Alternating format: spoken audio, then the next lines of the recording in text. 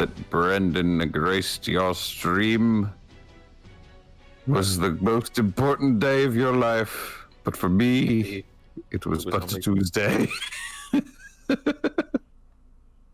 I love that kind of energy, villain energy. He is probably one of... Do you have the slightest idea how little that... was it down? Okay. Oh god, that one was... That's Phage, isn't it? From, or whatever, from Batman Beyond, yeah. Why is my internet so bad right now? That is the best box set that I own. Alright. Well, the best box that I own is MASH, but, you know. Alright, so I guess we can pick up where we left off. We'll talk about... So you guys were... We'll just start from the top. Okay. So, hold on. I gotta get back to our stream. Brendan Fraser's everything. Okay. Enter the Fraser. Dude, he needs... I'm glad he's in Doom Patrol, because, man, I fucking love him. Wait, where were we on the... Give me 1 second on the docket.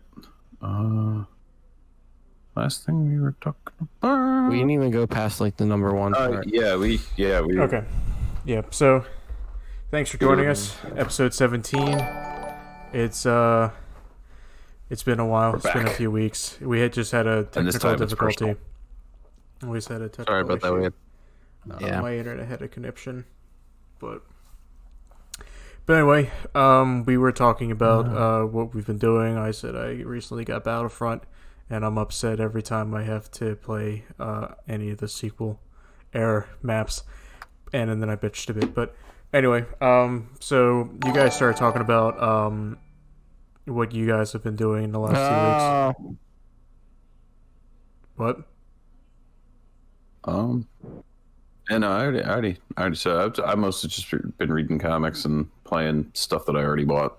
Yeah. Yeah, me, I haven't been chipping away much at my backlog. My backlog's so extensive, I'm just done playing video games. I finally beat I think we did before I cut off. I played Ace Combat and then I played Ace Combat 5. Yeah. The last thing, basically, I got a new job. Congratulations. So that's... Other than that, reading. I haven't done much reading. Thank you. But yeah, but as far as I've seen, I haven't skipped any good games. Most of the games that have been coming out during quarantine have been crap, from what I've heard.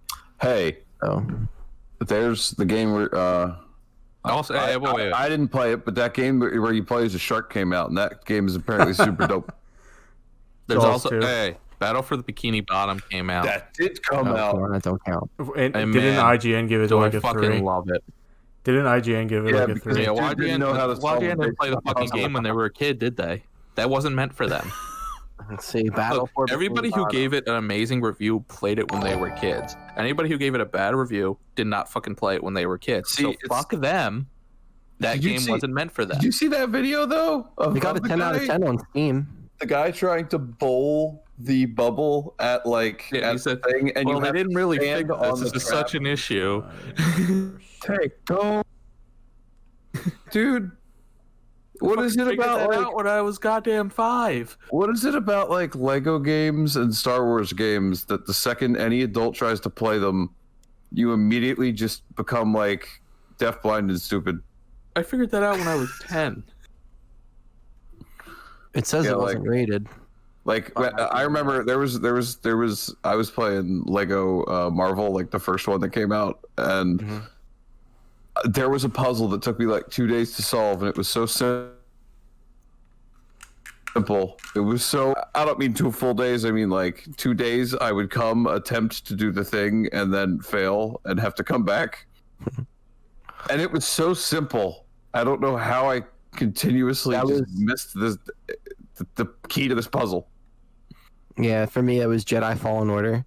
The when you're in the not the Elm Temple. Fuck, why can't I remember the name? Not Kashyyyk, but the planet you go before Kashyyyk. I don't know. I haven't played Fallen Order.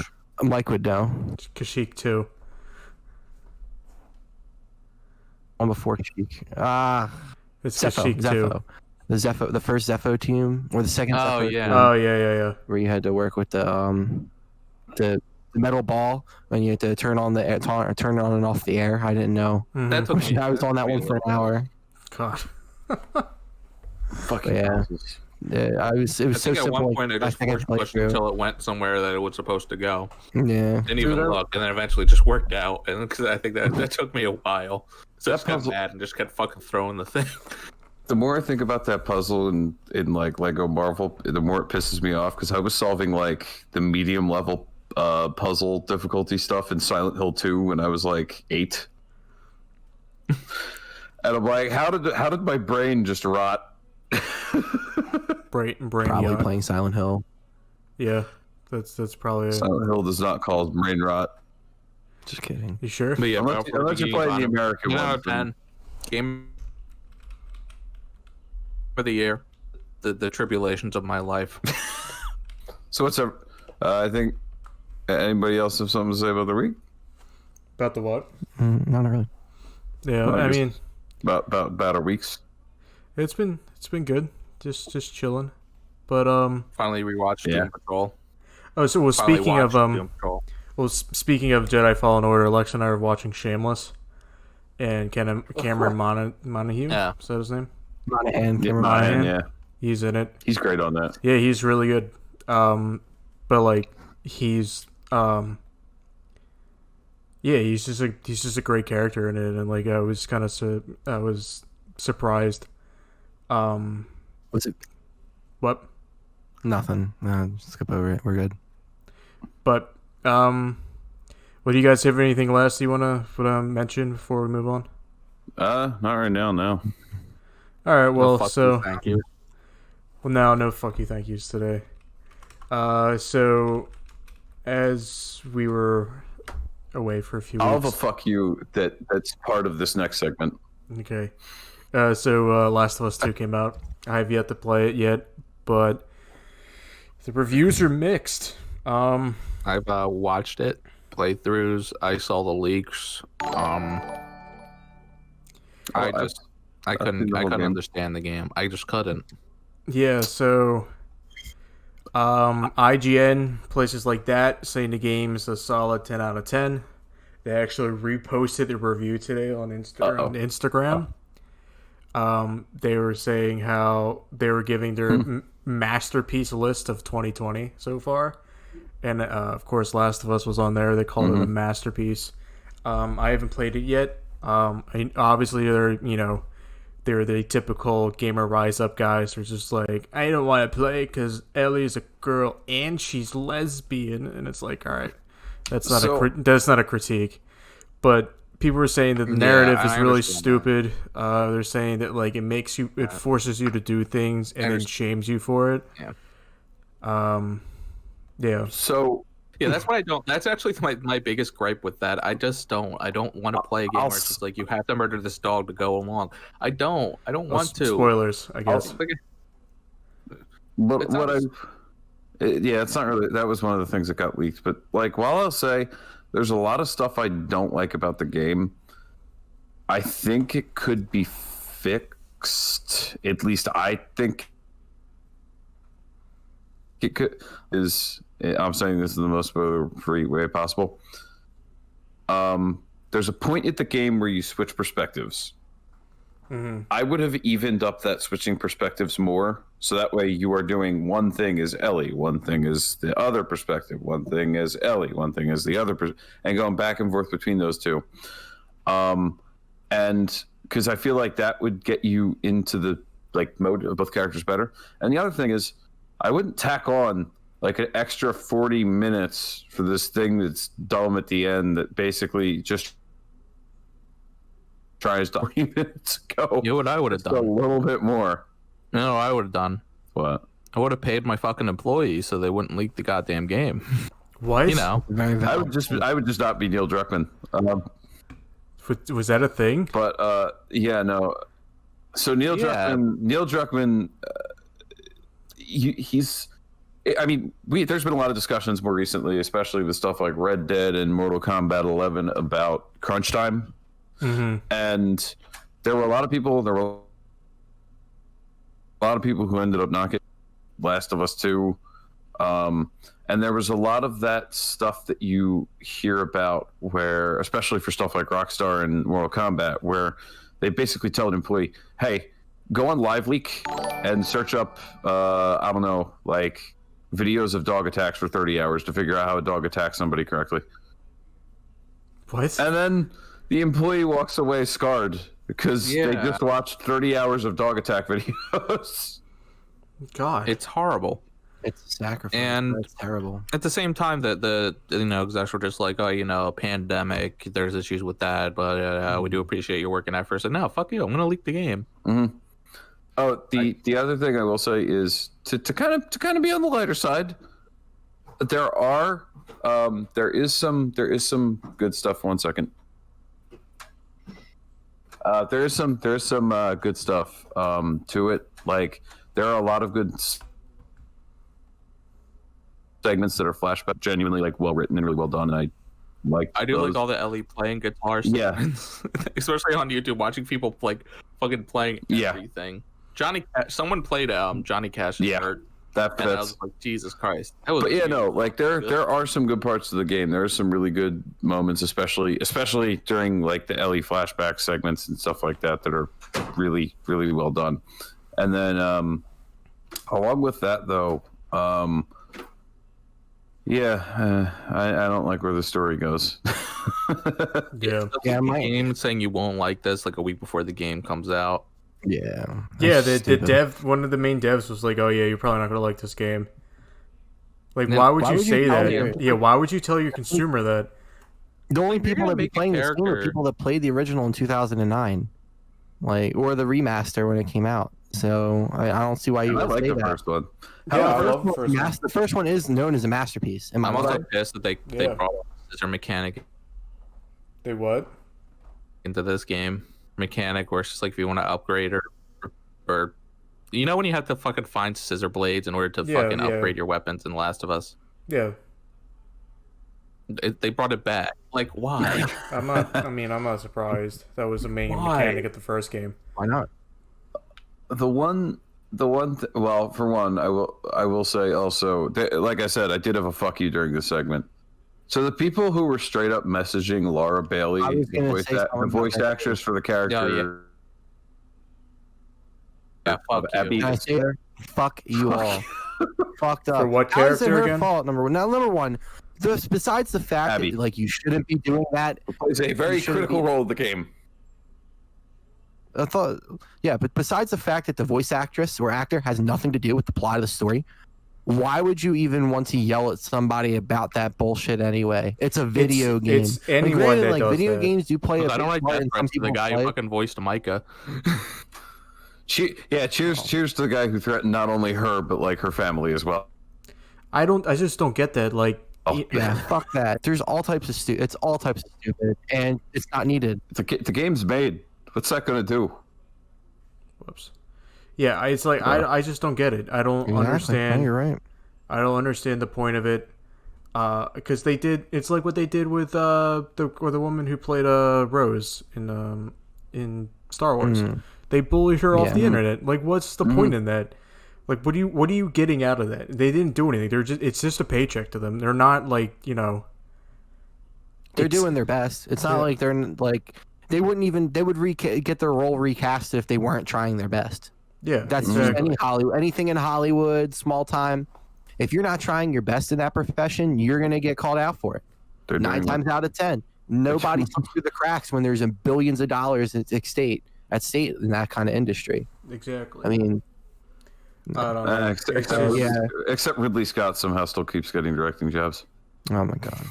Look, he had Alien. That's Didn't he do Aliens? Yeah, he did Alien. Yeah, then he did Prometheus. He just did the first Alien, didn't he? Wasn't that bad. Didn't he just do the first Alien? And then Covenant was worse.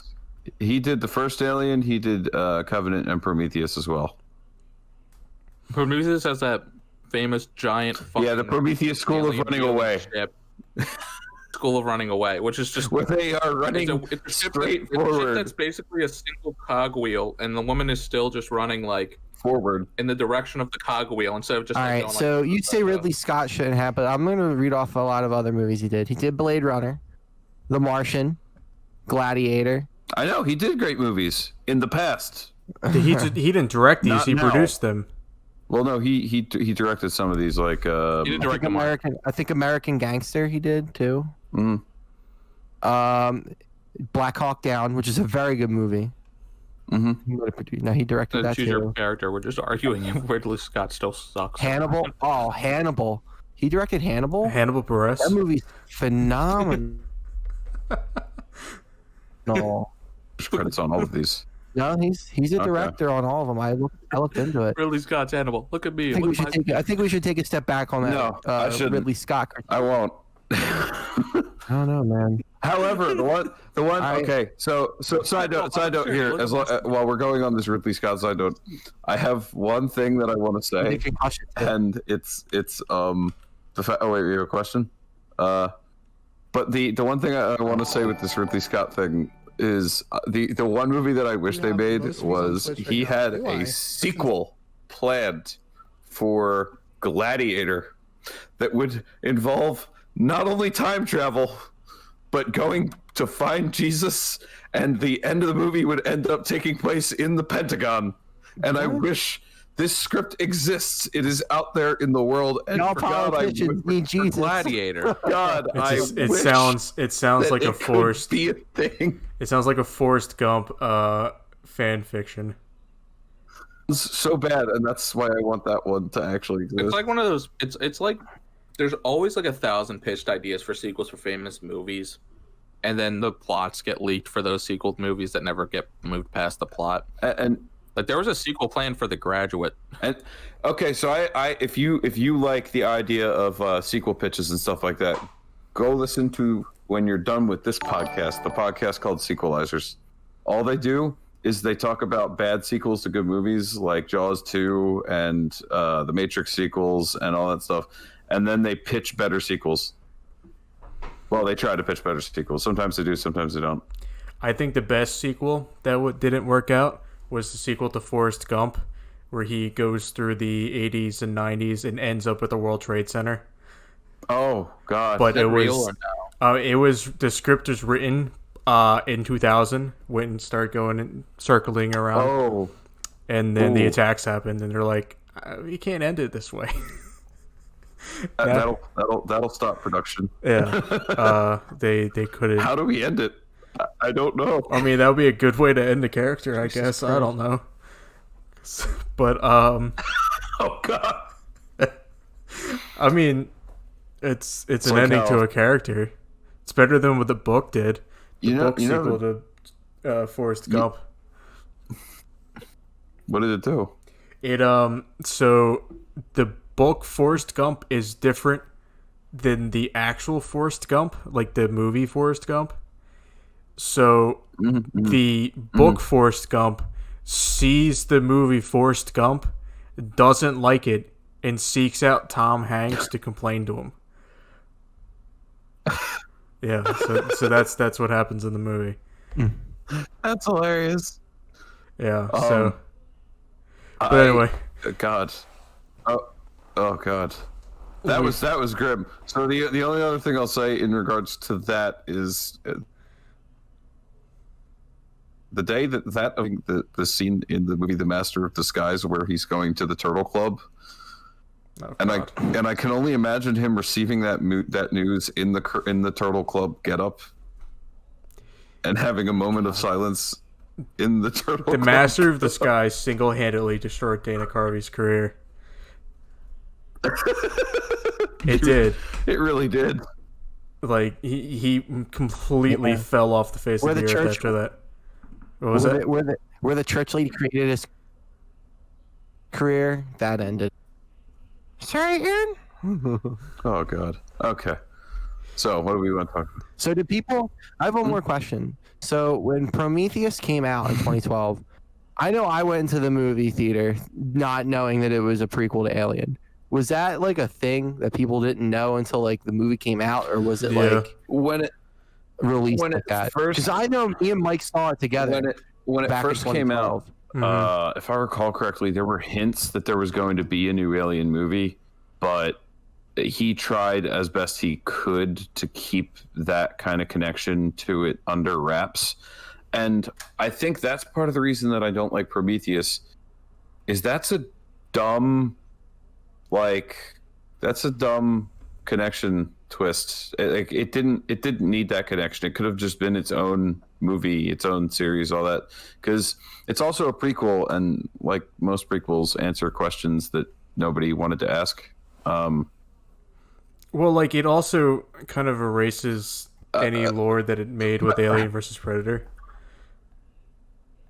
Yeah, like I mean, I don't care too much for that. Needed a like everybody loved that. I don't care too much for the Alien versus Predator stuff. I mean, it's dumb fun in the comics. Like I don't care about the movie stuff, but he fought Batman. The one thing I'll say is in Prometheus, he takes the story of David. He focuses on that story of David. David is a android who is trying to figure out what it means to be alive and what the whole idea of what creation and life is.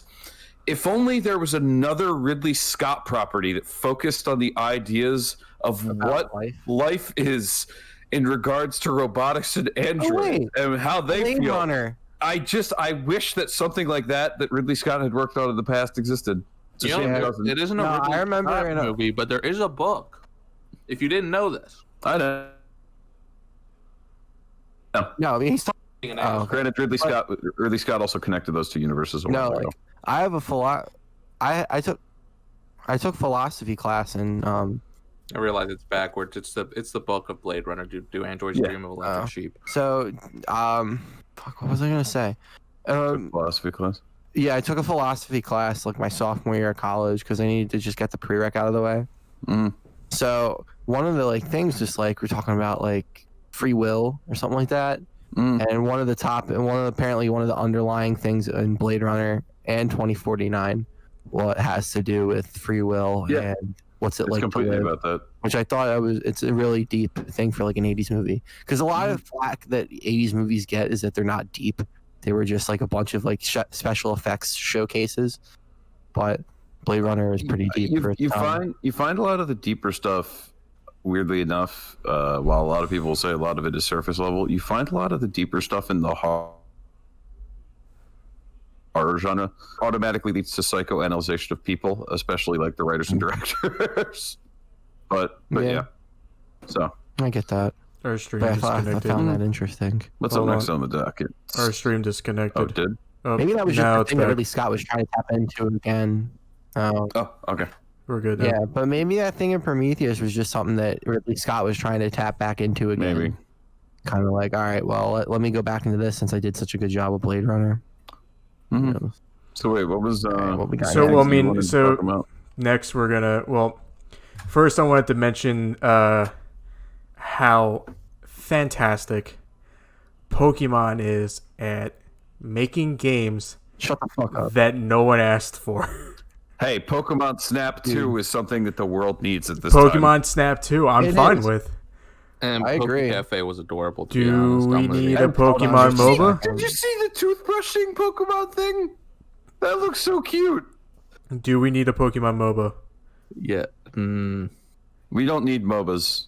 We just don't need the MOBAs. We have evolved past the need for MOBAs. Yeah. But, yeah, so I don't know if you guys heard, but Pokemon announced at their Pokemon Direct that they are making a Pokemon MOBA called, what was it called? Teams? Pokemon Teams? I don't know. Team Battle? I don't know.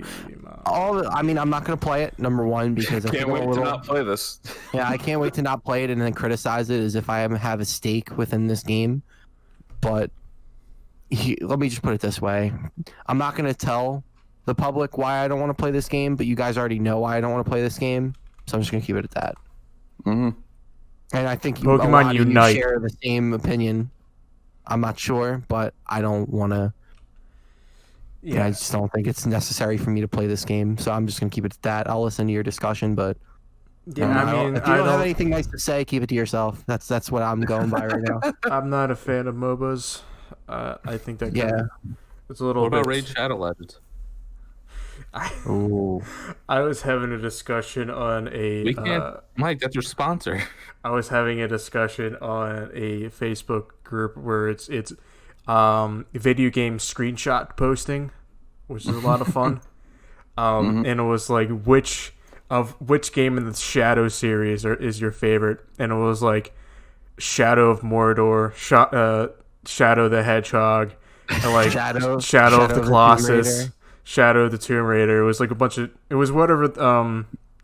It's like the Man series. Yeah, it's like the Man series. Man. And like people were like commenting like different entries into the series, and also like they had that really dumb mobile game, Raid Shadow Legends. But I don't think the response was pretty negative to Pokemon Unite. It's just something no one wants. Like, I mean, I guess there is a market for MOBAs, but like League of Legends has such a monopoly over this stuff right now. I would say Dota is just as popular. League of Legends and Dota. Dota. Mainland United States. Yeah, I would say. Didn't Dota come first? Dota came first. Dota came first. Yeah. I'm not entirely sure. I feel like it's got the more refined play style. That's my favorite, because anytime that people mention MOBAs, I've had a couple people ask what they stand for, and the only thing I say is yes, me fensive be ancients from the Super Best Friends. They always call it that. Yeah. Me fence of be ancients. But I'm excited for Pokemon Snap. I was a big fan of it. Hell yeah. But besides that, we were only going to touch that on for a little bit. So in the recent weeks, the streaming industry has had a little bit of a shakeup. This is something me and sister are more into. So, if you haven't heard, Twitch's main competitor, or one of their main competitors, Mixer, which was funded by Microsoft, just shut their doors. They're merging with Facebook Gaming. And as far as we can tell, they didn't really give a lot of heads up to their streamers. Their streamers like they got laid off. The streamers got laid off, but they're told to pack their desks. It's kind of a dick move, but it was awful. Like people were making their living off of Mixer.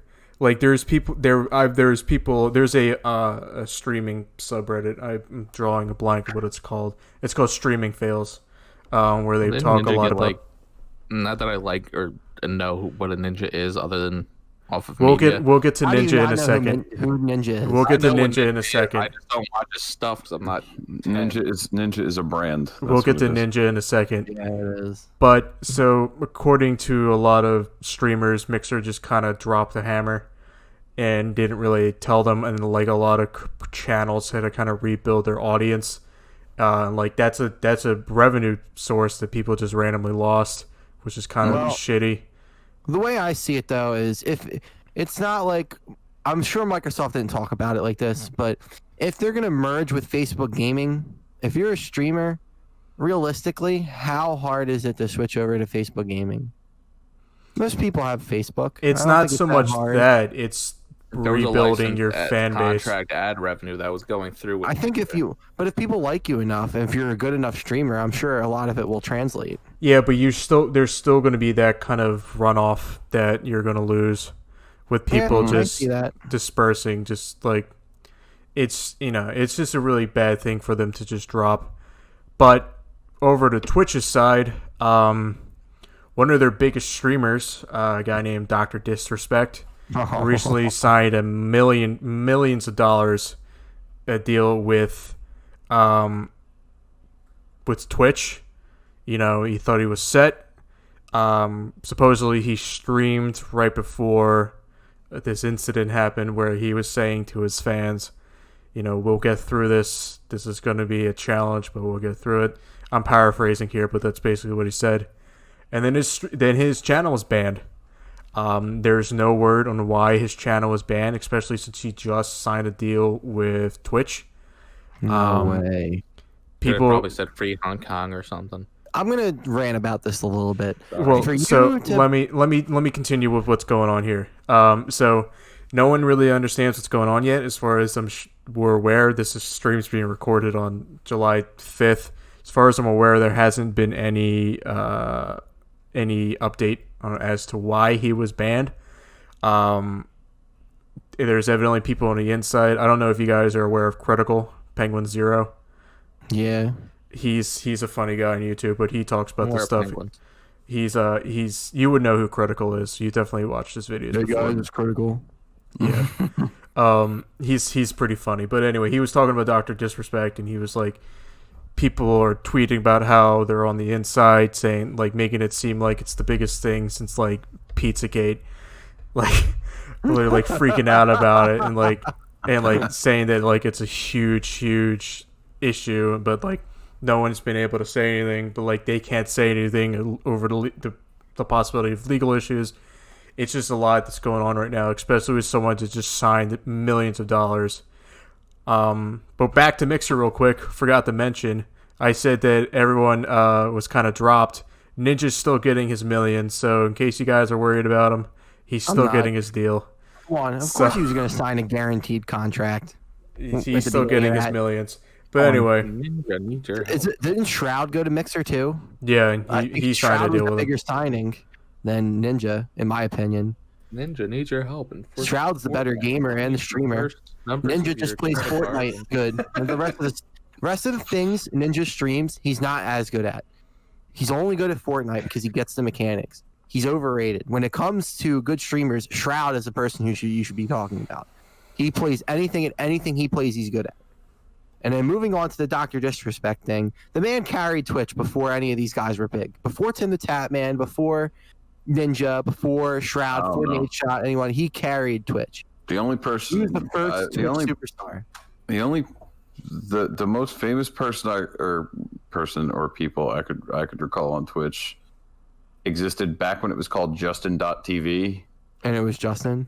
No, and it was called 4-Player Podcast, and they're the only people who I've really consistently watched on Twitch since. Yeah. And even, I don't. Quote unquote. I used to watch Bob Ross on Twitch and Julia Child's cooking Twitch stream before they took that down. But anyway, go ahead, sister. They're the only two people I follow, and no, it's not really their streams. It's just watching TV on Twitch. But for them to ban Dr. Disrespect, you got to think like. Something had to happen. It's got to be like some sort of mistake or something. I don't know, because it's still down. Like, there's something had to have happened. Something's evidently going on there. They really disrespected him. Well, Doctor's Disrespect, Guy especially, like his ultimate persona, he's been very critical of not only the streaming community, but how Twitch handles things and how Mixer handled things. And when, you know. Like he was real. Well, so a lot of people are wondering, so there have been theories of why.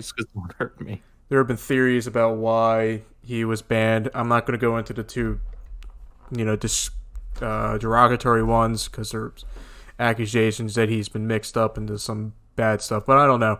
I'm not going to make any comment on it. But like, he was promoting some kind of woo stuff on his stream. Like he's evidently said stuff about 5G and like that kind of stuff. I don't think that's something that would get him banned. But he was evidently making he was making kind of like woo, like essential oils type stuff that, yeah, like that kind of stuff. Like he bought some sort of mineral or whatever to cleanse his house or.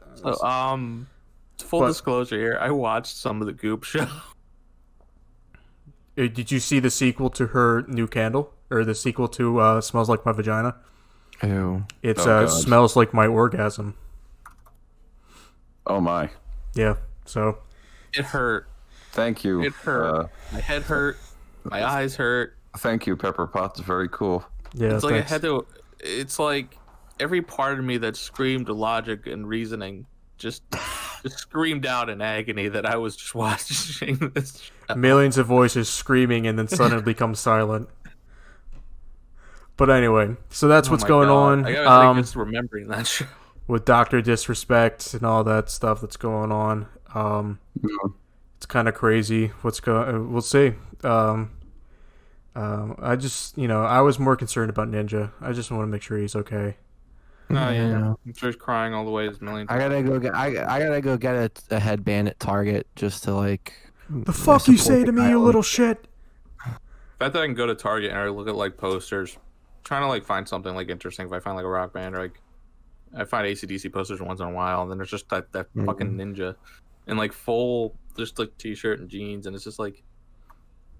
Somebody has that. Some 10-year-old has a poster of Ninja in his room, and that I don't know why. That just look. Weird. We can discredit him 8 days of the week, but he's making millions. Yeah, he's a toxic gamer. I think, in my opinion, anything that I've watched of him, he's been nothing but toxic to the people he plays with. Like I watched him play Warzone with not Dr. Disrespect, with Tim the Tatman and Nadeshot, and he was just blaming. Nadeshot, professional Call of Duty player, former, but they were playing Warzone, and he was blaming Nadeshot and Tim the Tatman for every mistake he made, and it just I see that way too often in the community where they have to correct the kid while he's like they're literally correcting him in the middle of streams, like yo, like we're not gonna play with you. Literally, like the conversation to have is like stop correcting us, like I'm a former like 2-time Call of Duty world champion, like don't like critique me like that, like don't be an asshole, blah blah blah. We won't play with you. Yeah, no backseat game. I mean, I don't know. I mean, it just seems like he's getting more and more toxic. I don't know if that's just what happens when he's like losing or not doing too well. But I mean, I just don't like.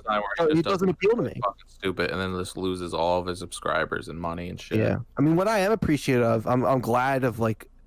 What he's been able to do for streaming, like he's paved the way for so many people to have an opportunity of a new living. Yeah, and he's kind of the face. Well, I don't want to completely step over, but he's one of the many faces that people consider when they talk about esports now. Yeah, he did revolutionize Fortnite and competitive, like that kind of stuff competitively. Yeah. So, but yeah, I mean, so Twitch is kind of freaking out and. It's Doctor with all these mainstream multi-million-dollar people, you can always come across the Choose Your Character Twitch stream and play and look at some quality gaming. Yeah, come on. Elite man, we're talking about these fucking assholes who are making millions of dollars. We deserve a self-insert. Just catch us playing Warhammer Vermintide on a Saturday night, and we'll have some video games for the working man. Yeah. We'll play some 1999 classics. Blue collar streaming. Yeah, don't watch the bourgeois. The gaming bourgeois. The gaming bourgeois. Don't watch the guys that are made in China. Watch the guys that are made in America. Wait, it would be the gaming pro. No, I'm not getting into this. No. That's a new name. That's man. We just started something. Every time we talk about a mainstream gamer, it's gaming bourgeois. That's what we're doing. See, I only watch non-bourgeois streamers. Yeah, well, I mean, so what I was gonna say is that this is an area of Twitch that I don't normally stray to. I don't really watch like Fortnite gamers and stuff like that. I'm not like XD69 420 420 kind of gamer. I actually hate saying the word gamer because it's just taken so wrong now. It's a word that I have said so much at this. Oh. If you're called a gamer, it's almost like it's a word. It's a word I've said so much at this point that it has just lost all meaning. It's just Heath Ledger's. That's about it. Well, like when people like ask me like, "Oh, what are some of your hobbies?" I'm just like, "Should I mention that I play games?" Like, I don't want to say, or because I don't want. Oh, you're a gamer. Like that's just like it just feels bad now. Okay, gamer. Ugh. Yeah, look, I say gaming to me is a form of therapy. It's a hobby. I love it. So I don't usually lead with video games. I kind of just lead with like watching movies or.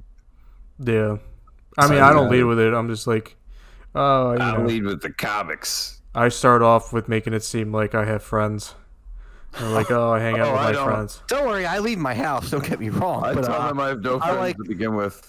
I like a good 6-hour gaming session more than the next guy, but I like leaving my house too. Yeah. Actually, found the past 4 months. Not for me, anyway. What are your favorite hobbies? Day drinking? these days I usually lead with Dungeons and Dragons, which is itself an activity that requires friends. Yeah. Believe it or not. It's good.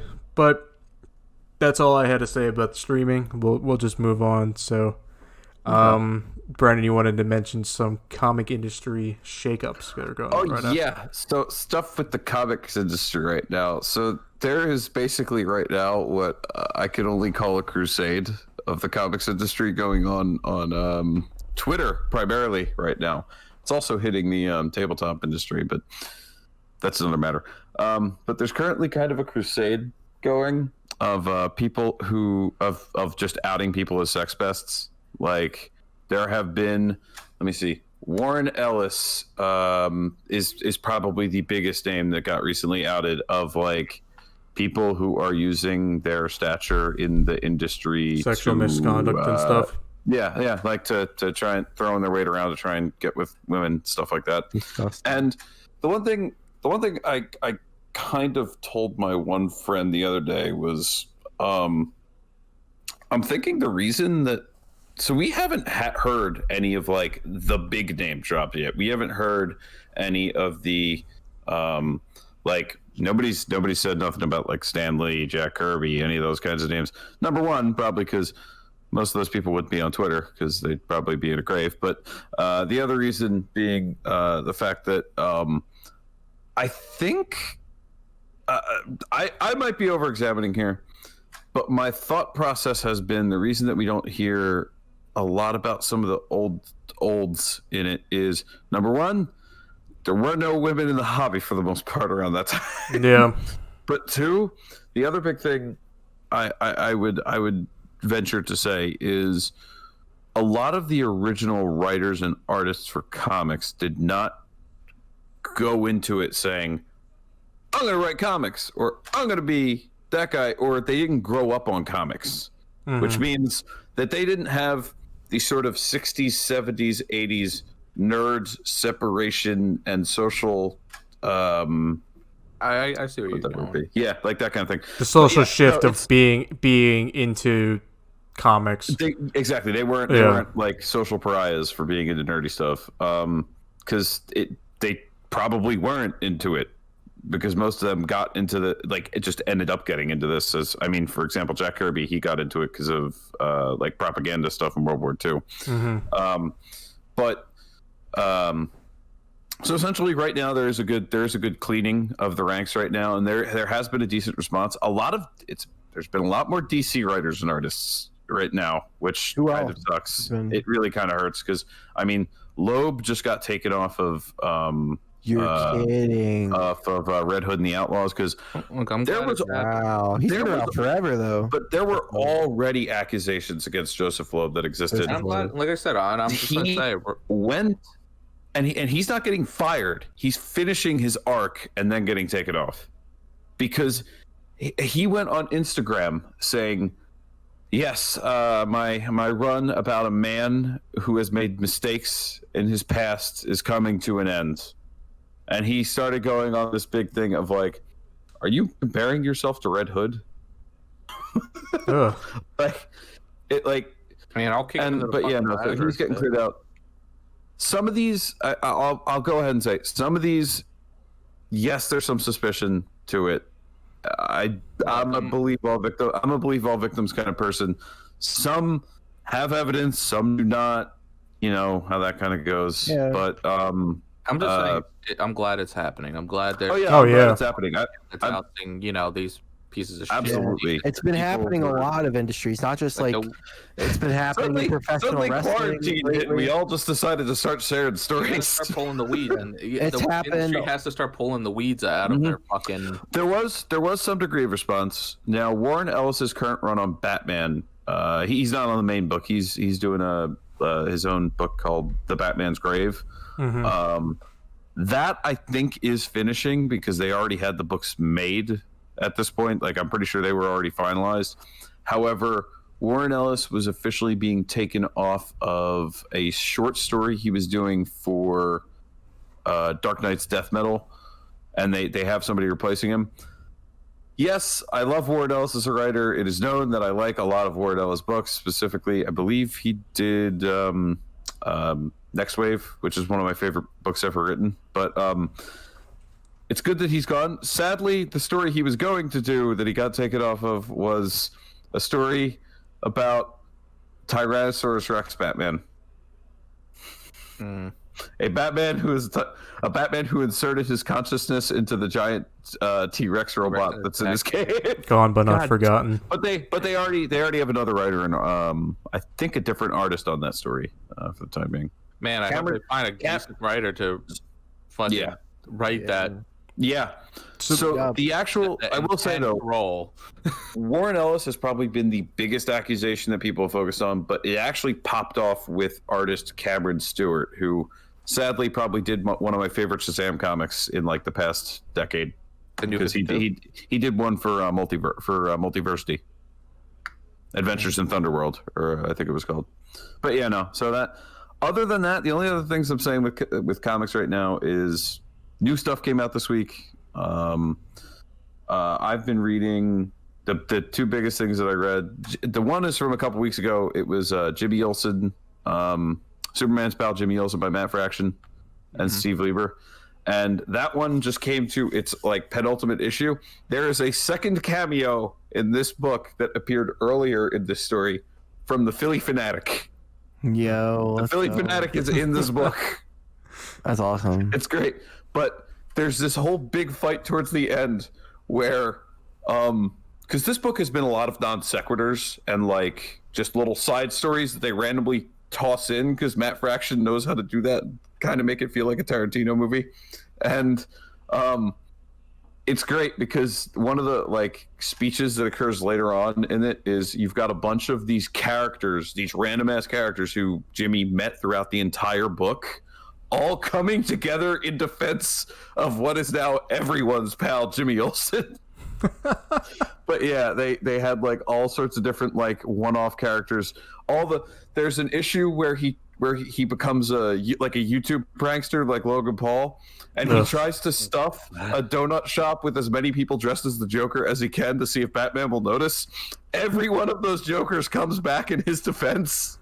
There are a bunch of Jimmy clones that come to fight with him. He has a suit of armor made of Metamorpho on, basically. But that book is so good. When the trade comes out, definitely buy it. And then the other one I finished was Hawkeye Freefall, because that just ended this week. It's a very weird way to end it. They left it open on a cliffhanger, which was really weird, but I liked the ending. If you've been following it, it's been a really good book, especially with Clint. Great things. And Sadly, there was no Kate. She gets a cameo in the latest issue, but there's no her on in panel or anything. But you've got a ton, like this book. Matthew Rosenberg has been like a writer who I've liked, I've not liked sometimes. However, to be fair, the one reason I was mad at him was his not Ultimate X-Men, what the hell was it? Uncanny X-Men, which occurred right before the big X-Men reboot, the House of X, Powers of X thing. And they basically told him to write the last X-Men book. They gave him the keys and were just like, fuck it, kill anyone you want. Who cares? This is going to be the last X-Men book. We're about to reboot it. But him on this, on Tales of... on Tales of Suspense, Hawkeye and the Winter Soldier, on all this stuff, he's been so fucking good, and I've loved a lot of the stuff that he's done, especially him on Clint and him on the Winter Soldier. I've loved a ton. But yeah, that's my comic rant for this week. All right, nice. Well, Sisto, you were mentioning that other industries are currently kind of having a Me Too. No, professional wrestling's by far been the biggest one. A lot of independent wrestlers have spoken up. Not necessarily. There's been a few people in the bigger industries, like the bigger companies that have been called out, and they've been promptly handled for those. I'm not going to even mention their names because some of the stuff they've done is disgusting, and I don't want to mention it. But professional wrestling's definitely seen like being cleaned up a lot, and a lot more people are becoming aware of it and starting to contribute more to resolving the issue. and not just sitting there and letting it happen for the betterment of their own careers. That's good. What else was it? The Smash. Smash scene. Brothers. In the past, like 2 days, the 2 days. competitive Smash scene. Yeah, it came out as this one I'm going to mention because it's kind of from what I've seen, it's a little up in the air what happened. But Zero, he's like a really popular Smash player. He's out as like one of the greatest. But he got Me Too'd regarding something, and it's kind of like being refuted right now. So I don't know the main issue about it, but it had something to do with like grooming. Oh God! Yeah, grooming. Apparently, him and his girlfriend. That was denied or something like that. But yeah, I mean, it's been going a lot in professional gaming. Oh wait, I know, there was a correction. It said it was Nario, not Zero. Who? So Nick in the chat just said it was Nairo. Narrow. Last time no. So 1 day ago he got Zero. I'm gonna stand my ground here. He has been accused. Zero. So it was Zero. Okay. Yeah. I'm gonna stand my ground here. Sorry, Nick. There might be someone else, but Zero is definitely in this. All right. I was just making sure that here. we were be head or T's crossed because I didn't want to talk about someone. Yeah. Okay. Go ahead. Yeah. No, but if you Google his name, it's all over ESPN, various esports. I mean, a lot of times I don't comment on something until the score makes something about it because I don't know why I go to the score, but they do really in-depth videos about gaming issues. But yeah, I know F-Champ, he got in trouble for something too. Yeah. Yeah, I think he's a esports guy as well. But yeah, a lot of people are getting in trouble for a good reason. So that's been happening too. Yeah, it's good that these industries are kind of trimming the fat. I mean, some of these industries, particularly in comics, it's very male saturated. It's a man's world, yeah. That's so one thing I like about Marvel though is they've had a lot of like. I mean, honestly, Marvel has at this point I think much more diverse creative crew in general. It seems like it.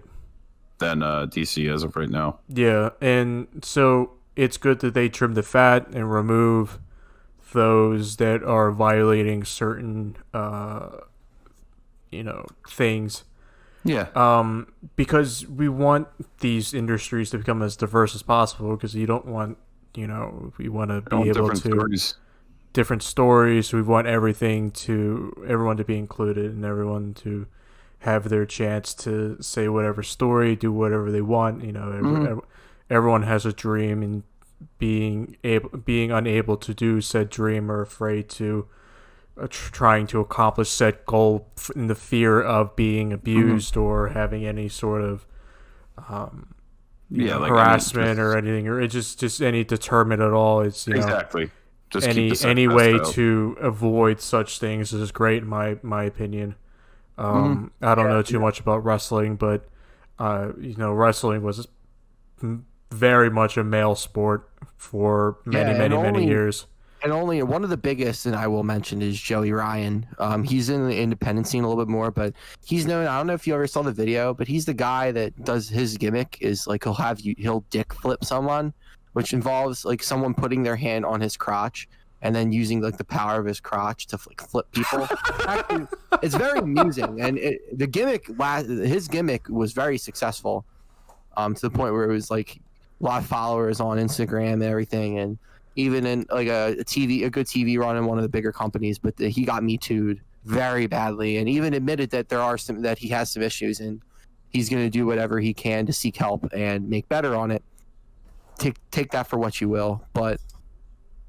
He's been handled. He got released from his contract and everything, pretty much blacklisted from independent wrestling. So we'll see if they forgive and forget. I mean, if you look at any of the old timers back in the day, like the people that are celebrated nowadays in wrestling. Yeah. Wrestling is was such a toxic sport back then. Oh yeah. Even more so, and now to say that it's like better than it was back then, if hopefully that puts it into perspective wild. Yeah. of how bad it was, because anything with that lifestyle where you're traveling all the time and you're in proximity to the same people all the time. And you're Stuff's getting gonna terrible happen. head injuries. Terrible, yeah. I mean, I don't have to mention Chris Benoit for you to know what happened. So, oh God, Benoit.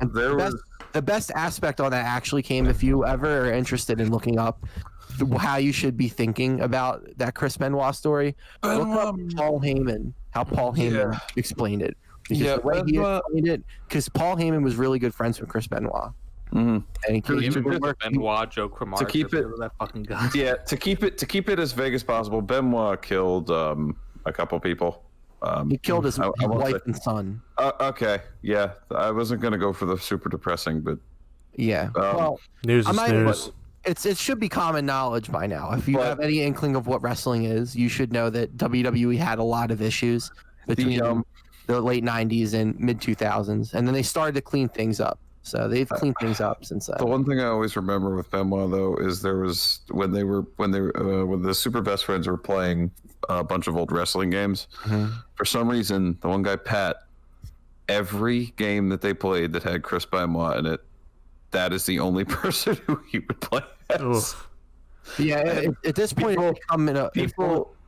people in the comments started doing the hashtag Bring Back Benoit. Is he fucking bad? Is he alive? That has been no. I didn't mention him again. That's the end when he story. when he did what he did, WWE did a tribute the day before everything was figured out. So when they figured out he died, so he was supposed to show up on a pay-per-view event, never did, and then they passed it. He was supposed to win the title that night, so they passed it on to some other guy, and then the next day we found out he died. And then, boom, that was it. You know, they had a tribute to him and everything. The next day, when everything surfaced, they erased his existence from all of WWE. Vince McMahon went on Today Show and he's like, it is abhorrent what went on. Like, he will no longer be mentioned in WWE. Hulk Hogan later on, too. For different reasons, but same thing happened to Hulk Hogan. They got rid of all of his stuff on the WWE. Yeah, but they've since brought it back. Mm-hmm. They've since brought it back. Hulk Hogan is Hulk Hogan. He can get around anything. You really can. As bad as it might sound, as terrible a person he can be, he revolutionized wrestling. He's everyone's brother. He truly helped in creating the whole sports entertainment thing. Plain and simple. I mean, you can look at guys like Macho Man Randy Savage, who he even had his own troubles. Kevin The Rock could fly. Macho Man for you, really. Like that's the thing is like if Hulk Hogan does have a couple movies and they're god awful. I can imagine. He did that so that way The Rock could eventually transition and actually have a successful career. There was a movie with him and Christopher Lloyd, and I can't remember the fucking name. Hulk Hogan's like an alien that is an alien mercenary that comes what's to up Earth. with Christopher Lloyd? Because he did Back to the Future, and then after that, he was like, he would close his eyes to pick a script, and it was like that one. This one with Hulk Hogan. Like he was in, Food Fight, that movie Food Fight that was like into production hell for years. It stars Charlie Sheen, and like they're all like grocery store products. Do you know what I'm talking about? Yeah. Yeah, he's in that too. He's the bad guy. Like Christopher Lloyd is in so many weird movies. It just doesn't make sense. But anyway, he's another one like what's his name from Star Trek, who will never turn down a role. But it's Captain Kirk. William Shatner. Yeah, Will Shatner never turns down a role. No, I will stand on this hill. Boston Legal, one of the greatest TV shows of all time. How do you sing a spoken word version of a rap song? I don't know, but he did it. That's my favorite episode of Futurama, hands down, where they bring the original Star Trek cast in. Except, they could only get Welshie. So, but what I have to say about Hulk Hogan is that he may have been in all those movies, but his rival Macho Man was in the best movie as Bonesaw in Spider-Man. Did you guys ever listen to Bonesaw is Randy? The greatest thing Randy Savage ever did was drop "Be a Man," the diss track on Hulk Hogan. Roddy Piper in the best movie. Be a man, Hulk. Wrestling has gotten better in terms of like keeping out toxicity and stuff. But God, Damn, 90s wrestling was outrageous. What Dude, about 90s Roddy wrestling- Piper and They 80s Live? If I were I love that movie. dude, the wrestling from Distracts. 1996, the wrestling from 1996 to 1999 is on another level of legendary. I'm telling you. You've I got, could go, you've got, what is it? Jake the Snake goes to what's his name's wedding. He gives him a present. They open it up. It's a snake. It's like a python. no, the And best then he thing runs out of that, away. Didn't Triple H do the Yeah. same thing? I think it was like for Edge's wedding, and like the gift was, and he opens it. It's like a giant fucking box, and he opens the box, and it's a fucking sledgehammer. yeah. Oh my god! The Attitude Era and the Ruthless Aggression Era is some of the best. I think moments. the image that everybody will always remember, it's the custody of what's his name? Damn it, the Custody of Dominik ladder match. Oh, between Eddie Guerrero and Rey Mysterio. No. It's between. Oh yeah, no, it is. Yeah, It is. Eddie Guerrero. No, the best thing part is Dominik is with Rey Mysterio right now in one of his feuds, and they did a double 619, and it was insane. Dominik's actually really quick around the ring. It's just pretty cool to watch. The kid grew up. And he's really talented. If you've never seen the image, just look for the Custody of Dominik ladder It's match like- picture. it's like- It is one of and the it's just funniest photos I've ever seen. Yeah, it's just like a sad face of Dominik in the bottom right corner. God. It's so crazy, dude. The 90s with advertising No, stuff was weird like that. The funniest part of the Attitude Era had to be the Stone Cold Steve Austin Booker T feud in the supermarket. He takes Stone Cold Steve Austin's like, got milk, and he hits him in that with the milk carton. They need to make another wrestling game that I cannot remember which one, but it had the story mode where they had it on the Wii. where Wait, what is they had it? it on They on Super Best Friends they called it Gold Dust Adventures, and it's because they played as Gold Dust, and there's like the part where Stephanie McMahon tells you that like to go to a construction site and just beat the shit out of construction workers, and you're like throwing them off of scaffolding and shit. Oh It my was so god! You fun. can't get away with that And you can, anymore. there's like an actual overworld that you can walk around in as well and talk to people. Oh God. Oh man. I want another Gold Dust Adventures. They gotta bring back story mode for WWE. That's the only reason I'll buy a game if they bring back that story The mode. only reason to buy WWE at this point, at least for me, is There's no reason to buy WWE. No, just to go to download created characters Yeah. and just pit them against each other for fun. Yeah, one I Hank know. Hill and Joseph Joestar versus Hank Hill. Batman versus Hank Hill versus the Ninja Turtles. I bought WWE purely to play as Razor Ramon, and I played as Razor Ramon. I was like, all right, I'm done. I bought I'm 2K. Time to have the custody of New Vegas ladder match between President Todd Kimball. Howard. Look, we all have a PS4. I think we should all buy the next year's WWE. I'm down. Buy this one. It's like And $10. play as custom characters. Yes. Buy this one. It's like, I had 2K18 and my guy was a ninja that was all red and black, like his skin was red and black. But for whatever reason, there was a glitch in the game that if you play too long, like your character's skin will start to pixelate. And like I would get like halfway through the game and like my character's skin would be like green pixels. I was like, I don't want to play this anymore. That's the the thing. best is Mr. Diddles. Yeah, it's always time to diddle. I miss Yeah, no, it. Munch. We have to get it. We have to do like announcing for the custody of New Vegas ladder match between President Kimball, Robert House, the Courier, and Pete. and Kaiser. And Pete. Yeah, throw Easy Pete in there. Easy Pete. Easy Pete wins the ladder match. He doesn't even have working legs. Which is Hold on. why he will work. It's crazy enough to work. Yeah. Oh God. Hold on. Look. What are we doing now? What's going on? Click on the screen I put. What did you do? No. Oh, Custody okay. of Dominik ladder match. Oh yeah. My superhero storylines. Oh yeah. Run superhero storylines. SummerSlam 2005. Custody of Insane. Dominic? They fun shit like that. Let's see. Oh no, wait, hold on. Is there It's a anyone? slideshow. It looks like. I Yeah. want my wedding ceremony to be like that. Jamie Ring McMahon. McMahon and Vince McMahon, Shawn Michaels, and God. God. like I want my wedding to be like that, where one of my groomsmen just turns out to be like a heel, and just like out of nowhere, like comes up from behind me, gets me with the chair. God. The Oh, demon the kid. demon kid. Oh, were they Wait, giving birth to a hand. Wait. Hold on, I gotta take away the image. No, the backstory behind this had to do with like someone raping Lita. It was very bad. Oh, Like it would not last today. It would not last today. Giving birth to a Mark Henry, Mae Young. Oh God. Yeah, it's we gotta weird. no. Stop WWE this is a stream, weird please. place. Okay. Stop. Stop watching. All right, Get There out of you go. here.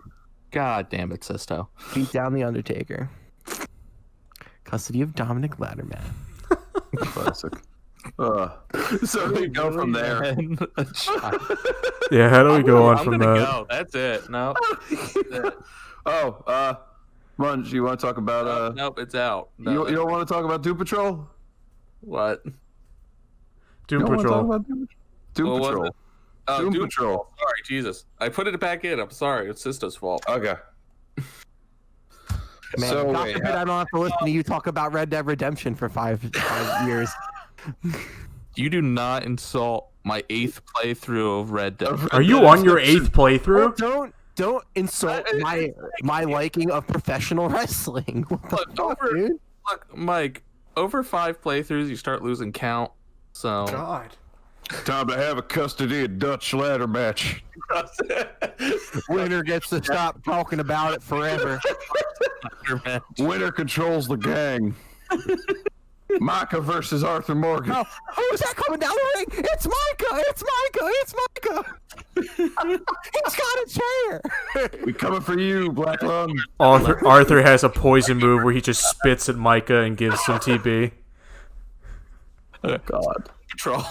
Poison But yeah, move. so Doom Patrol. So I'm actually on episode 14 of season 1. Mm-hmm. So my favorite character so far is Dan the Street. Danny the Street. I am so glad that you were watching this because I've wanted you to watch this since last year.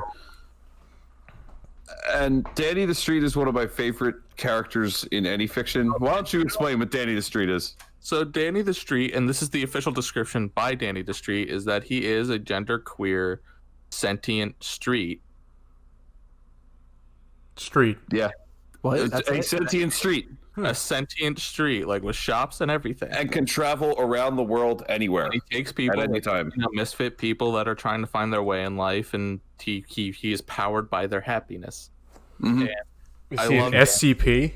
Danny is It's kind of. It was originally created by, I believe. Like I forget. I was who so created happy Danny that the they were Street. driving, and then they ran into Danny again, and then like Larry comes out, and then it's just like the way he talks is like he pops up like signs or ads or whatever in order for him to talk to people, and it was just like a giant inflatable man that was just like Larry. So there's like one of my favorite moments is there's a moment that Mike has gotten to where the character Flex Mentallo, whose power he's able to alter. He has something called muscle mystery. He's able to alter reality by flexing his muscles in the correct way. And he He accidentally flexes the wrong muscle. everybody to orgasm. So you have everybody sitting there in the scene, like their legs starting to move, everybody's starting to shake, like trying to. You got Beard Hunter staring at that one dude's beard. Oh yeah, there's a guy that gets sexually aroused by hunting beards. It's weird. If he eats any of your beard, he can track you anywhere on the earth. His name's Beard Hunter. But so everybody starts orgasming, and one of my favorite shots in the background is you have Danny the Street on like the sign from the Danny movie theater in Cabaret is going. You just see oh, and like to represent Danny getting there, you just see a fire hydrant go off. Oh, Jesus Christ. I fucking love it. And he's But just like, I'm so sorry. I like meant the flex, the cell, the glue Yeah. cell. and it was like the other one that was on the neck, and they're very hard to. And everybody's like, "We're gonna need 5 minutes." But that's like the one thing I love about it is it adapts. It's mostly taking from Morrison's run of Doom Patrol, which kind of dude, Alan Tudyk, fucking amazing as Mr. Nobody and the Order of God and the Order of the Dada. I've never seen him in like a villain, like a true villain role. Fucking amazing. He's also good on Harley Quinn as Joker. And because he's because Mr. Nobody's like a fourth wall breaker. He's basically a fourth dimensional being. In the first episode, he's like, "Who am I kidding?" He's like, "Oh wait, what do you mean? Who's going to listen to this? Grant Morrison fans, Reddit users with a DC subscription." No, and one of my favorite things is in the first episode, he's like, in the first episode, one of the first things you hear narrated is he basically says, "Oh, the critics are gonna absolutely hate this," but it's a really one thing I like about starts off with beating a Nazi. The best thing about Doom Patrol is they are all characters who they have powers, but by some way, usually due to the chief, they are all fucked up because of their superpower. Yeah. Like the woman who's elastic, she's elastic, yeah, but her skin like just starts to melt if she gets it all uncomfortable. Like she can't control it. And that actress is phenomenal. She's only been like minor characters on April Bowlby. Yeah, April Bowlby, who was like on 2.5 Men as like my favorite one is still Crazy Jane, and Crazy Jane is a girl with dissociative identity disorder. She has 68 different personalities, and all of them have a different superpower. Yeah, 62 different. And there's a whole episode where Brendan Fraser has to go into her mind to rescue her, which is the also underground, yeah. But yeah, no, like you've got Baby Doll, who is like, it's basically like she turns into a 6-year-old girl. You've got like Karen, who is like, Karen, who is addicted to 90s rom-coms, but her power is making people like obsessed with her. Her power is to make people obsessed with her. And my favorite part is the fact that the whole story about Karen is the fact that she has this one guy who she'll repeatedly try to go back to marry. And then every time she will jilt him at the altar because Karen loses control. Guys. But essentially, it's these people who all have different psychological and other issues due to their superpowers. Oh yeah, I fucking love coming together and actually Larry's story. I love a lot. Making it work. Like you've got a guy who almost died in a test pilot, like in a test flight. You've got a guy who died in a car accident. Who's they were able to save his brain and nothing else, and so he has to learn how to deal with. Oh, I can't feel, I can't smell, touch, taste. Like I can't do any of that stuff that I used to enjoy. Crazy Jane, of course. You've got so many. And season 2, which I've started, is really good so far. Beard Hunter. No Beard Hunter yet, but the return of that one sorcerer dude, played by Mark Strong. Yeah. Or no, not Mark Strong. Different guy. But that sorcerer dude was cool. And then the only other show that I've watched is Stargirl, and you should watch Stargirl. I think it's on HBO Max, is it not? Yeah. That's the other weird complaint I have. I get Doom Patrol moved to HBO Max. You should either have like a DC app with all your shows on it, or you should have an HBO Max with DC included, because they both have the rights. So it doesn't make sense to me that it can't be on one channel, and especially DC's app is shit. It's terrible. Shit. It's and terrible. I can only stream it. I can't tell people to get a stream it or a Fire TV stick. Those are the only two things other than a smart device. Fire TV stick, some smart TVs, because I discovered over the weekend, the one that I have down the shore does not have DC. Only Android TVs only. But my Samsung. Yes, Xbox, but not PS4. Yeah. Stupid shit. Your phone and your computer. It's so dumb. I can't recommend the app to anyone. I can't. I was like, I'll just get fucking HBO Max, and whatever they have on there, they still have DC stuff. Yeah. And like I said earlier, I was catching up on DC animated stuff because it's all on HBO Max now, because fuck it. And I finally watched Apocalypse. I rewatched it again. I watched it a little while ago. But the movie's it's interesting. So edgy. Yeah. It feels like a 14-year-old wrote it. Shark is a shark.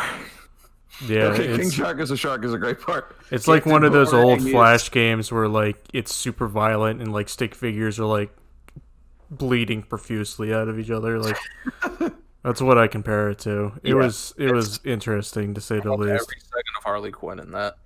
It feels almost Cancer. like what is it when people like to cite Injustice is pretty edgy, and Injustice is edgy with some moments of levity and other stuff. This is like very little levity. You'll get like 2 bits of levity for 10 bits of like Constantine was amazing in it. senseless violence. Constantine's great in it, yeah. Fucking love Matt Ryan. Guys, just want to interrupt real quick. We definitely need to watch SummerSlam 2005 and then put a dub over it. I'm fine with that. Oh, it's even if you're not a wrestling fan, I mean, you'll pick up who the people are really quick. And We need to just find time to do dubs. That was Yeah. the best thing where it's like King Shark is a shark. And he's just, it was an honor to fight beside. SummerSlam 2005 has a lot of classics. It has, hold on, let me pull it up. It has Eugene versus Kurt Angle for Kurt Angle's Olympic gold medal. I want The Rock to win an Oscar just so somebody can challenge The Rock to try and take an Oscar. The only thing we might have to skip over the first match because it's Orlando Jordan versus Chris Benoit. I don't even know if it's on. I don't even know if it's on that. To be honest, they might have just erased it. Edge versus Matt Hardy. Chris And that Benoit was- fighting on behalf of the gates of hell. The backstory between Edge and Matt Hardy was that Lita cheated on Matt Hardy with Edge, which was real in real life. It happened, so it was actually pretty interesting. The third match is Eddie Guerrero versus Rey Mysterio in the Custody of Dominik match. Vince McMahon is the kind of son of a bitch who will take any real life event that happens to you and try and capitalize on it, and I love that fact. And then the main event was Hulk Hogan versus Shawn Michaels, and that's the match that Shawn Michaels oversold every single thing. So he's just flying around the ring, and Hulk Hogan's just like tossing him everywhere. And what's stemmed behind that is the reason that happened was because Shawn Michaels and Hulk Hogan were originally supposed to go 3 matches, with Shawn Michaels winning 2 out of the 3, culminating at last one in WrestleMania or something like that. But Hulk Hogan didn't like that idea. He's like, nah, let's just do one off and let me win. Shawn Michaels didn't like that, but him having like no control over the situation, what he did is he just oversold everything. They make a match kind of a joke. See, that's how I was saying wrestling is a dirty business, because it's like there's so many ways to spite people in wrestling, and there's so many creative ways people have spited other people in wrestling. Mm-hmm. But yeah, but no, that's I think all we really say about really Doom Patrol. good. We're gonna watch it and we're gonna have some fun. Okay, sounds good. right. Well, then to move on, Ranger Mungie, you got anything at your corral? That's going Oh, that on? was actually it. That counts as Doom Patrol. Yeah. Well, you Danny the Street. I want an individual comic book run on because man, I fucking love that. I love that whole concept. You go. I'll get you the numbers. Go read Morrison's X-Men Morrison's X-Men. Go read Morrison's Doom Patrol. You will love it. It definitely will. All right. Undertaker versus Randy Orton was from SummerSlam 2005 too. So that's pretty good. guys remember the Undertaker? I fucking love the Undertaker. Didn't He he retired. die recently? He The last retired. big thing I watched was In Shawn canon? Michaels versus the Undertaker. That was like the big thing. Who did That he was like- soul transfer his essence to? Because the Undertaker's definitely magic. Yeah. No, I mean, so what happens is the guy who plays Undertaker will go between his 2 personas. And his last match was the American Badass one, which is where he's like kind of himself. Mhm. So, yeah, I don't think the Dead Man one. He's gonna have one more match at WrestleMania, I think, and that's gonna be it. I think he's done soul after that. transfer. He can't just like quit before a big pay-per-view like that. He's got to do like one last. Like he had a match against AJ Styles, I think at Speaking of SummerSlam, maybe. Not big SummerSlam, matches. at WrestleMania, but. Speaking of big publicity matches, Thor Bjornsson, the world's strongest man, is fighting one of the former world's strongest men. I think it's like next year. Yeah, he's the guy that played the Mountain. Match. Yeah, It's the guy that played the Mountain's gonna fight Mountain. and it's gonna be these two. It's gonna be fucking stupid. It's gonna be these two huge fucking slow guys. Thor the is shit out of each massive. He's a So is the huge, other huge guy. guy. I can't remember the other guy's name, but I also follow him on social media. That guy is just as fucking huge. I think bigger. Yeah, like he's a And they're gonna massive box. human being. It's gonna be fucking I'd stupid. love They're to gonna watch ride it. that. Like he's like Thor could pick up a car. Like he's a massive guy, and his name is Thor. Like his legal name is Thor. Is half Thor. Half Thor. What do I mean Thor? Half He Thor. goes by Thor, as far as I'm aware, because he was on Precedent Steve and he was talking to him about it. But like, yeah, I can't wait for that. Game of Thrones aside, I want to see this guy fight. Yeah, I gotta see these two giant fucking slow strong guys just hurl fucking haymakers at each other. Yeah. I gotta watch that. All right. The Well, rough guys just split them up, and he's gonna get fucking crushed. so I think we're coming to an end of this stream. You don't have to get like a third strongest man in order to just break them apart when they. Yeah. they had to hire like a third world strongest man just to be the ref. A hydraulic press. But anyway, It's the robot who won the robot match from like last year or whatever when they had the two giant robots fight. the ref is just a mech. That's the ref. It's just a mech. They just have a giant mech. So. Okay. On that Yeah. note. Yeah, on that note, I think we're going to come to a close here. Yeah, so thanks for joining us. Thanks for joining us in this episode and this live stream. We kind of like this format, so I think we're going to stick for this for a little bit longer, at least until Quarantine COVID and everything clears up, or the country is currently spiking again, so we don't know where we're going to be in the next few months. Lovely. So was stay good, guys. safe, be clean, wear your mask, respect 6 feet, be a good person. Be smart. Make sure you follow us on our social medias, Facebook, Twitter, Instagram, Twitch. If you want to go on Twitch and comment, and We're on our website too. and our website. If you go on Twitch and chat, your chat will come up on the screen, so it'll be on the eventual video. So if you want to have your history or your name stamped into the annals of history on the Choose a Character podcast, On the what? On the annals. annals, whatever. The what? Shut The up. anal cavity. The enals? Anyway, The penals? so yeah, and then check out our website. I'm going to be writing a review soon. I got to find a movie to watch. But Yeah, Yeah, I'm gonna write one. I'm soon, still so working. I I'm gotta still write working one on down. that. we've all been busy and dealing with issues, both physical or mental. So Yep. it's yeah, and we're all working Physical, still, so mental, it's kind emotional. of hard. But thanks for joining us. We appreciate everyone's support for everything going on right now. We hope you're all safe. But until next time, I'm Mark Gucci. I'm Sisto. I'm Manji. And I gotta get out of here. We're gonna tighten that up eventually. Okay.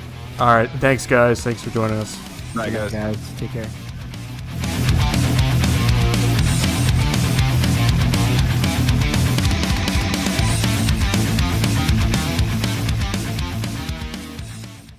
What are you doing on computer?